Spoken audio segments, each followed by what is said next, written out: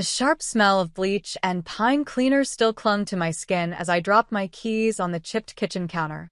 It was almost midnight, and the house felt cold and empty.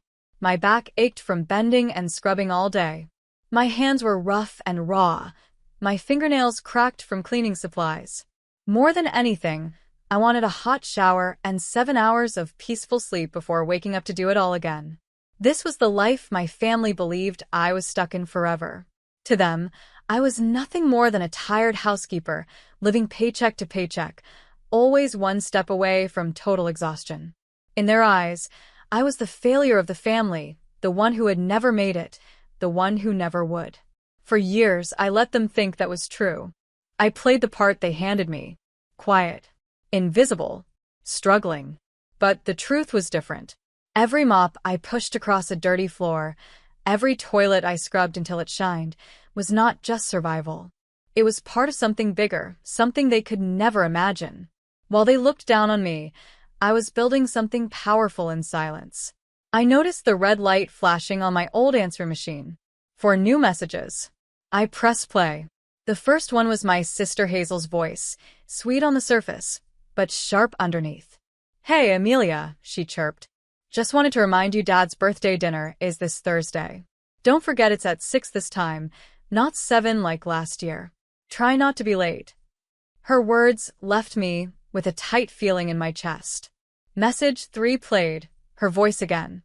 "Amelia, we're ordering from that nice steakhouse for the dinner. Maybe eat before you come, since it might not be in your budget, sweetie." I clenched my jaw. Then came the third. My father's rough voice filled the kitchen. "Don't bring one of your strange thrift store gifts. Just show up, say happy birthday, and don't embarrass anyone." When the machine clicked off, silence filled the room. But their words echoed inside me. Every sentence carried judgment, like a reminder of where they believed I belonged, beneath them, barely holding on. They thought their tone was helpful, even merciful. To me, it was another knife in the back. They had no idea who I really was. They didn't know that I secretly owned 4 companies. They didn't know I made my first $1 million 6 years ago. They didn't know that just last week Forbes had reached out to me for an exclusive story about the hidden businesswoman who built an empire in the shadows. I stood there in my worn shoes and cleaning clothes, smelling of bleach, looking every bit the woman they believed me to be. But inside, I was more than they could ever understand. One day, when the time was right, they would see the truth. And when they did, it would change everything. I hadn't replied yet. Not because I was unsure, but because I was finally ready. My story began 11 years ago, at the same dinner table where my dad would later look at me and say, "Pathetic girl, still cleaning other people's houses." Back then, I was 24 years old. I had just walked away from a toxic relationship. I was broke, lost, and had no idea what to do with my life. I had dropped out of college to take care of my grandmother, the woman who had practically raised me. None of my siblings offered to help. They were too busy building their shiny careers in finance, law, and marketing. Grandma needed someone, and I stepped up. When she passed away, I was left with nothing. No money, no degree, and no plan.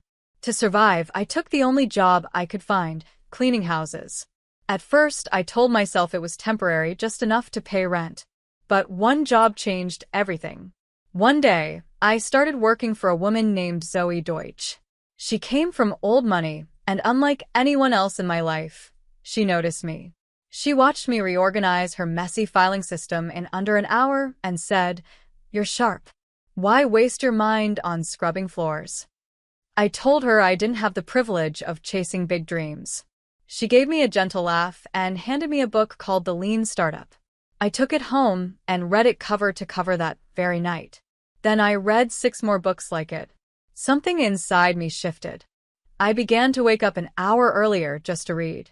While I scrubbed and dusted, I listened to podcasts about business and success. I paid close attention to how wealthy people lived, what tasks they outsourced, how they managed their homes and schedules. Slowly, a new thought grew in my mind. What if I built a company that offered more than cleaning? What if I created something high-end, professional, and smart? What if I designed a service that wealthy families actually needed, one that went beyond basic chores. So I decided to try. I saved every extra dollar I earned.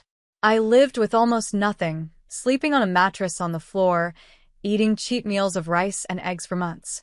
I worked 14 hours a day, pushing myself harder than I thought possible. After a year of sacrifice and focus, I launched my company, Clarity Living. It was more than a cleaning business. It was a luxury home management service. We offered not just cleaning but also concierge help, detailed organization, and professional staff trained in trust, privacy, and high standards. What started as a way to survive had turned into a company that redefined how people saw home services. I didn't tell anyone. Not my parents. Not my siblings. I didn't want their doubts or their constant comments in my head. I just worked. 7 weeks later, I signed my first client, a tech investor in West Hollywood. He was impressed and sent 4 more people my way. By the second year, I had a team of 12. By the third year, we expanded to San Diego. By the 6th year, my company was making $12 million a year. But at family dinners, I kept quiet. I let Hazel brag about her advertising job. I let Mom slip coupons into my hand as if I was struggling. I let Dad shake his head whenever I mentioned anything about business, his eyes full of pity. They thought I was weak, that I had failed, that I had given up. But while they looked down on me, I was building something far bigger than they could ever imagine. And now, everything was about to change. Forbes had interviewed me, and the story was going live on TV this Friday. The headline read, "Billionaire Housekeeper Turned CEO." It just so happened to be the same day as Dad's birthday dinner. They wouldn't see it coming. I wasn't going to say a single word until they saw my face on that screen. The parking lot of the fancy Italian restaurant was already full when I arrived. I pulled in behind a shiny black Range Rover and sat for a moment with my hands resting on the steering wheel. The valet boys ran back and forth under soft golden string lights, their jackets catching the glow. I didn't really have to be here. I could have stayed home and let the TV do the talking. But a part of me wanted to see their faces when the truth hit. I wanted to remember every smirk and every side eye so that the moment of truth would sting the way it should. Besides, this would be the last time they would ever look at me like I was less than them. I stepped out of my car. It was a plain, older sedan I kept for appearances. No one would guess that the woman driving it had a secret garage across town filled with luxury cars. I handed the keys to the valet, gave a small nod, and walked inside. "Amelia." Hazel's voice rang out like bells dipped in fake sweetness. She jumped up, her arms spread wide. "You're on time." I'm shocked. I forced a smile and said, "Happy birthday, Dad." He barely lifted his eyes from the menu. "You look tired. Long day of cleaning." And there it was, the jab. The line he had been waiting to throw since I walked in. The smirk tugged at his lips, proud of his little cut. I felt the heat rise in my chest, but instead of snapping back, I smiled. "You could say that." Mom reached over and patted my hand gently. "We're just glad you could make it. We know your job keeps you busy." Busy? That's what Hazel called running 3 regional managers and closing contracts with luxury developers across 2 continents. But fine, busy. As the server came to take our orders, Hazel slipped into one of her long stories again, bragging about her big pitch to a tech client. Something about influencers and branding. She flipped her hair like she was in a movie, her voice dripping with pride. Then she turned to me. "So," she said, smirking, "how's the cleaning business?" I took a slow sip of my water. "It's growing," I answered simply. Dad let out a laugh through his whiskey glass. "Must be nice not having to think. Just clean and go. Simple life." There was a time when words like that would have cut me open. A time when I would have gone home, buried my face in a pillow, and wondered if staying quiet had been a mistake. But not tonight. Tonight, I smiled and nodded. "Simple, yes," I said calmly, "but effective." The waiter returned with wine and appetizers, and the conversation turned to Layla's new promotion at her marketing firm and Paul buying a bigger house. I listened, patient and silent, while they praised themselves and tossed the occasional pitying look my way. The whole act felt almost like a play, and I knew my part well. Then Hazel pulled out her phone, eyes sparkling. Oh, Did you guys see what's airing tomorrow on the Forbes Friday Spotlight? She asked, scrolling through her screen. Apparently, they're doing this huge feature on some self-made billionaire. A woman, too. Get this, she used to be a housekeeper. Can you believe that? I nearly choked on my drink. Keeping my voice steady, I asked, "What's her name?" Hazel tilted the screen toward the table. Amelia Eve. The table froze. For a second, no one spoke. My mother blinked hard, like she'd misread it. Amelia Eve? Paul asked slowly. Isn't that the same first name as? Probably a coincidence, Dad interrupted, waving his hand. No way it's our Amelia. Hazel laughed, her voice sharp. yeah, right. Can you imagine? From mop to millions? No offense, sis, but you're not exactly Forbes material. She pointed at me, laughing louder. I gave a small shrug and smiled. No offense taken. You never really know who's out there building in silence. The irony filled the room like smoke. They sat across from the woman they pitted, the woman they dismissed and mocked for years. And they had no clue that tomorrow, the same woman would be staring back at them from national television, her face under the words, billionaire housekeeper turned CEO. The evening dragged on, filled with fake compliments, sharp little insults, and an overcooked steak no one wanted to finish. I stayed calm through it all, because I knew tomorrow everything would change. After we sang happy birthday and posed for photos, I stood up to leave. Leaving already? Dad asked, cutting into his tiramisu with the side of his fork. Early day tomorrow, I replied. Work never stops. Still cleaning toilets? He smirked. I smiled. Something like that. As I walked toward the door, Hazel called after me. Hey, bring gloves next time. You can clean my apartment while you're here. I stopped for just a second, turned slightly, and gave her a smile that said everything and nothing at once. See you tomorrow, I said. They thought I meant brunch. But I meant something else entirely. Tomorrow, when their TV screens lit up with my face, when the world finally knew who I was before my own family ever did, and when the Rolls-Royce outside would no longer be a mystery.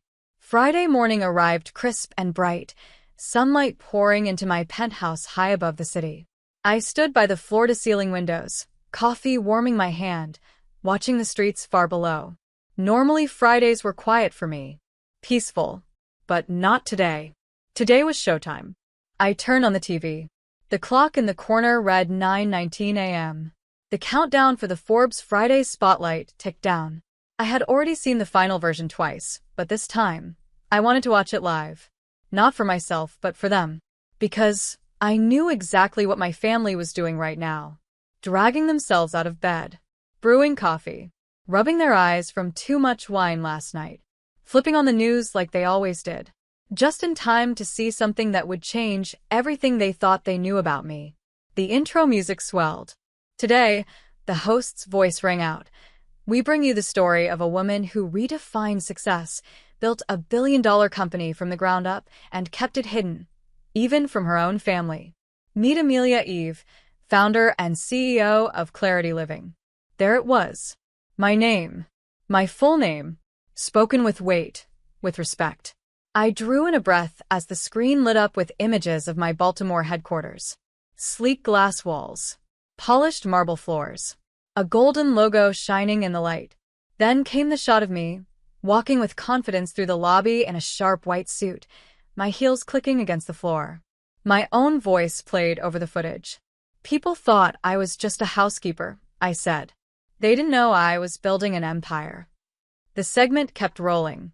There were clips of my clients giving glowing reviews, interviews with my executive team, even old footage of me scrubbing counters, organizing closets, and handing out flyers I'd made by hand. Then came the big moment. A list appeared on the screen showing all the cities where Clarity Living now operated: San Diego, San Francisco, Houston, San Antonio, Manchester, Paris. 6 continents. Over 389 employees. Valued at $4.5 billion. I could picture their faces right then. Dad dropping his coffee mug. Hazel's mouth hanging open. Mom gasping loud enough for the whole neighborhood to hear. I had given them nothing. Not a hint, not a clue. And now the truth was right there on national television. The final scene played. Me stepping out of a black Rolls-Royce, sunglasses on, as a reporter asked, "Why keep it a secret for so long?" I turned to the camera, smiled, and said, "Because success doesn't need approval. And sometimes the sweetest part of the journey is watching the ones who doubted you realize they never really knew you at all." The screen faded to black. It didn't even take 7 minutes.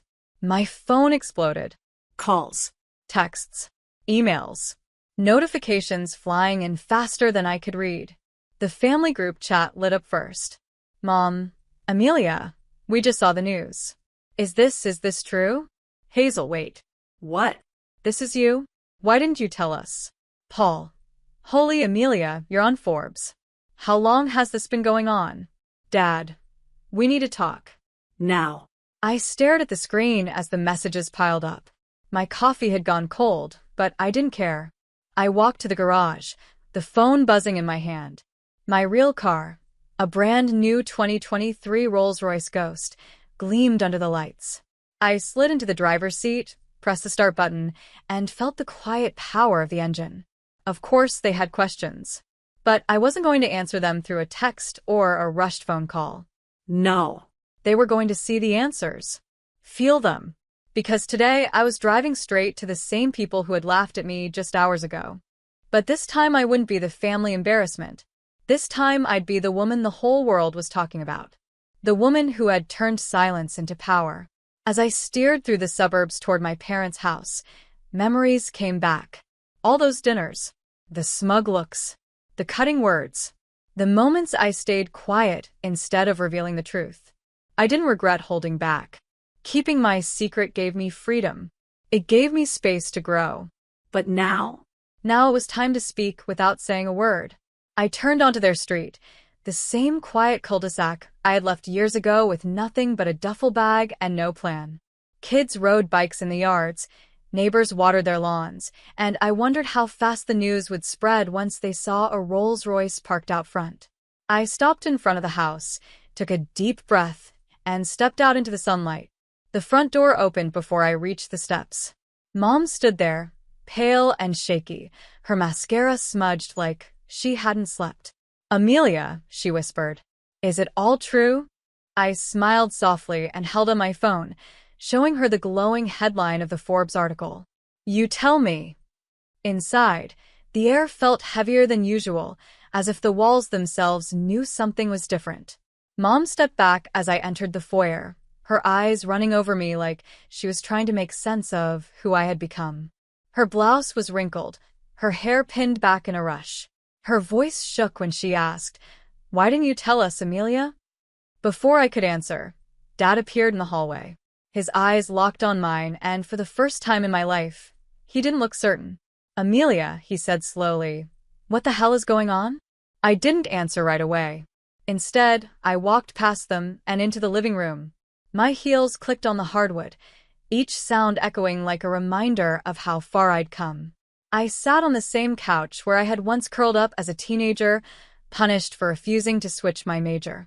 The same couch where Dad had told me I had wasted my life when I turned down a receptionist job at his friend's insurance company. And now, sitting in that same spot, I was worth more than his entire circle of colleagues combined. Mom followed me in and sank into an armchair, her shoulders slumped as though her body couldn't hold her anymore. Dad stayed standing, arms crossed, posture stiff, as if bracing himself. 17 minutes later, Hazel and Paul arrived. I knew they had read every message in the family group chat before rushing over. Hazel looked flustered, her designer purse swinging from her arm like she didn't even know what to do with it anymore. "Amelia," she said, out of breath. "This whole time you've been what?" "Living a double life." Paul sat across from me, phone still in hand. His eyes blinked wide as he said, "I Googled you. Amelia Eve. It's all real. You're clarity living." I nodded calmly. Yes. "I am." Hazel shook her head. "But you let us think you were struggling. You let us believe you were broke." "No," I said, my voice steady. "You chose to believe it. I never told you I was broke. I just didn't correct you when you assumed I was broke, I said. Dad snapped back. You drove that old car. You wore thrift store clothes. You even told us to go easy on birthday gifts. What else were we supposed to think? Maybe that I didn't care about appearances? I replied calmly. I don't need expensive labels or flashy things to know my worth. Hazel scoffed. That's funny, coming from someone who just pulled up in a Rolls-Royce. I leaned forward. The car wasn't for me. It was for you, so you'd finally see me. Because, let's be honest, if I had walked in wearing my work clothes from the company I run, or if I told you I was investing in real estate across 3 countries, you wouldn't have believed me. Dad opened his mouth, but for the first time, he had nothing to say. You know what really hurt?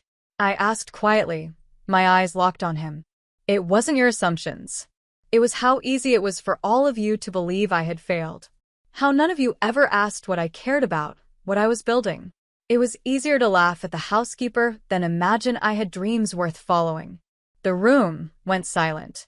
Then Paul spoke. But why keep it a secret? Why not tell us? We're your family. I turned to him slowly. Remember when Grandma got sick? I dropped out of school to care for her. You all told me I was irresponsible, that I was ruining my future. But I didn't care. I owed her everything. She believed in me when no one else did. And when she passed, I had nothing. Not one of you offered me help. Not a place to stay. Not even a kind word. Mom flinched, but she didn't argue. So I worked. I cleaned houses. And then one client saw something in me. She gave me a book and a chance. That chance turned into an idea. That idea became a company. And that company became a global brand. I let the silence stretch, my words hanging heavy in a room. I didn't tell you, I said at last, because I didn't want to fight for your approval. I wanted to build something for myself. And now that the world knows, I wanted you to see it, not just hear about it. See it? Hazel asked, shifting in her seat. I thought you were just trying to find yourself. I found myself a long time ago, I said firmly. You just never looked close enough to notice. Dad finally sank into a chair, his shoulders slumped, his voice low. So what now? You just rub it in our faces?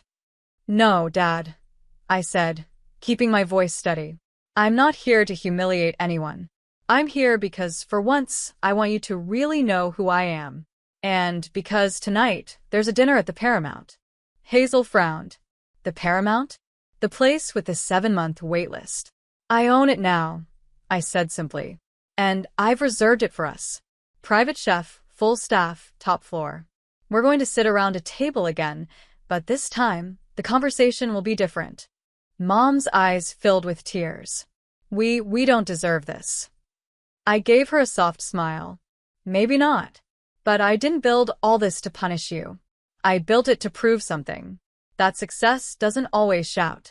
Sometimes it works quietly, waits, and then shows itself when it's ready. The elevator ride to the top floor of the Paramount was silent.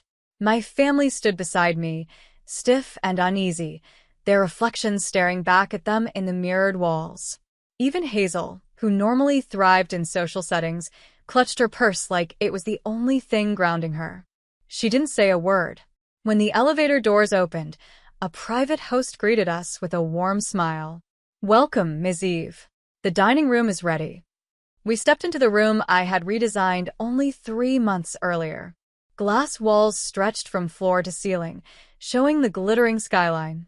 A long black marble table shone beneath soft pendant lights. In the corner, a string quartet played faint music. The room radiated elegance, but for me, it wasn't about wealth tonight. It was about clarity. I wanted them to see, without any doubt, who I had become. The server gestured for everyone to sit. My mother leaned toward me as she took her place. Amelia, this place is breathtaking. I nodded with a calm smile. It's my favorite view in the city. It reminds me of how far I've come. Dad cleared his throat, his eyes wandering the room. This is a lot. It's not about showing off, I replied gently. It's about showing you what you never noticed. The servers moved quietly, placing down custom menus with each guest's name written in gold. Beside every menu sat a sealed envelope. I waited until the wine had been poured and the first course, lobster risotto, had been set in front of us. Then I spoke. "Before we eat," I said, "I'd like everyone to open the envelope in front of them." They looked at me, confused. One by one, they opened their envelopes. Hazel gasped first. Inside hers was a simple chart with 2 columns. One showed her yearly salary. The other showed my daily passive income. My number towered over hers. At the bottom, a small note read, "This is only from 2 of my 8 income streams." Her hands shook as she folded the paper and set it down. Paul opened his envelope next. Inside was a printed email from 5 years ago, an email I had sent to his firm under a different name. I had offered him a chance to invest in Clarity Living. His reply had been polite but cold, filled with business jargon. At the bottom, he had written, "Home services are not scalable." Below that, another note. That $300,000 opportunity would be worth $28.9 million today. His face went pale as he looked up. "Amelia? I didn't know it was you." "I know," I said softly. "That's why I never took it personally." Mom's envelope was different. Inside was a list of every time I had asked her and Dad to believe in me. To support an idea. To come to a small art show I was part of when I was still cleaning houses. To co-sign a loan when I needed a little help starting. Every single one marked as declined. At the bottom was a photo of my first office. Tiny, modest, self-funded. Mom's eyes filled with tears as she pressed the paper to her chest. Dad's envelope was the thinnest of all. Just 1 sheet. A screenshot of the Forbes front page with my face on it. He stared at it for a long time, his jaw tight. Finally, he spoke in a low voice. "I was wrong. I thought I knew everything. But I didn't even know my own daughter." I met his eyes. "You saw what you wanted to see, Dad. A girl who didn't follow your rules. So instead of asking why, you assumed I was lost." For the first time in my adult life, my father's face softened. He looked truly remorseful. Dinner went on in a strange, quiet way. No bragging. No lectures. Just silence and thought. When dessert was served, chocolate souffle with raspberry drizzle, I stood up and walked to the large screen at the end of the room. "I want to show you one last thing," I said. The lights dimmed. A presentation began to play. Photos appeared one by one. Me cleaning homes. Me sleeping on the floor surrounded by books. My tiny first office where Clarity Living was born. My first company retreat. My first Forbes cover. My first apartment with central heat. Each picture was paired with words. Some were headlines from the press. Some were old emails and texts from them. "You're wasting your life. Maybe try community college next semester. Amelia needs to get real." The room was silent as their words stared back at them on the glowing screen. The final frame appeared on the screen. It was a photo of me at 24, standing in our old kitchen, smiling next to my grandmother. Below it, in bold letters, "She believed in me when no one else did." I turned back to my family. "This isn't about revenge," I said softly. "It's about truth. I'm not angry anymore. I don't need apologies. But I do need you to stop pretending I was ever less than." For a long moment, no one said a word. The silence felt heavy, almost sacred. Then my mother stood. Tears streamed down her face as she walked toward me. "I'm sorry," she whispered. "Not just for not seeing you, but for never really looking in the first place." I hugged her tightly. "Thank you. That's all I ever wanted." As the music swelled and the city lights sparkled behind us, I realized this night wasn't just a dinner. It was a reckoning. And maybe, just maybe, the beginning of something new. A week passed after the dinner at the Paramount, and the world hadn't stopped talking. Articles about me kept spreading online. My inbox overflowed with partnership offers, podcast invitations, book deals, and investment proposals.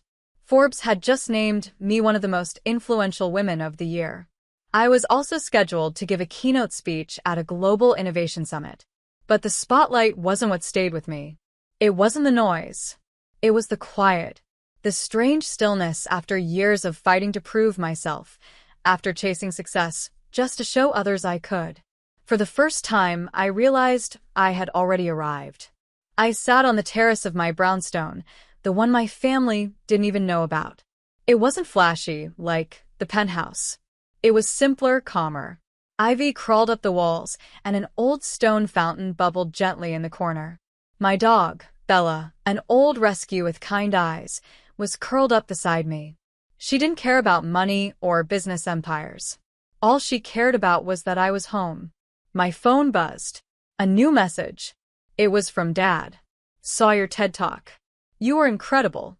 Wish I'd listened to you sooner. Proud of you, Amelia. Truly. I stared at the screen for a long time. The message didn't erase the years of judgment, the cutting words, the disbelief. But it was something. A start. A bridge being built slowly, but with intention. Then another notification popped up. Forbes interview live in 26 minutes. I looked at the clock. Just enough time. I walked inside and changed into a simple blouse and jeans. No stylists. No makeup team. No designer heels. Just me. Because after everything, I had finally earned the right to be fully myself, on camera or off. I joined the virtual call, and the host greeted me with a bright smile. Amelia Eve, thank you for being here. Happy to, I replied. We've had a huge response to your story, the host continued. Millions have followed your journey. But one question keeps coming up. What made you keep going when everyone, even your own family, seemed to doubt you? I paused for a moment, then smiled. You don't need everyone to believe in you. Just one person. And sometimes, that one person has to be you. He nodded. And if you could go back and say something to your younger self, the one cleaning houses in that tiny apartment, what would you tell her? A lump rose in my throat. I'd tell her it's okay to feel invisible. Sometimes invisibility is a gift. It gives you space to build without pressure, to grow without judgment, and to rise without anyone holding you back. And when you're ready, when the time comes, you won't have to announce your success. You'll simply arrive, and the world will have no choice but to see you. The interview ended, and the screen went dark. I sat in the quiet for a long time, letting it all sink in. That afternoon, I drove to the cemetery. I hadn't been in a while. The sunlight filtered gently through the trees as I stood at my grandmother's grave. I brushed a few fallen leaves off the stone and placed fresh tulips in the vase beside it, her favorite. Hi, Grandma, I said softly. You were right about everything. From my purse, I pulled out the original flyer for Clarity Living, the one I had printed 11 years ago at a 16-hour coffee shop. Back then, my hands shook with doubt and hope at the same time. I laid the paper gently against the stone and whispered, "We made it." That night, back at the penthouse, I hosted a small dinner. Not for investors or press, but for the people who had believed in me when I had nothing except drive. My first employee, my best friend from college, and Zoe Duque, the woman who had handed me the lean startup and seen a spark in the cleaning girl everyone else ignored. We laughed, shared wine, and talked about the future. For the first time, I didn't feel like I had anything left to prove.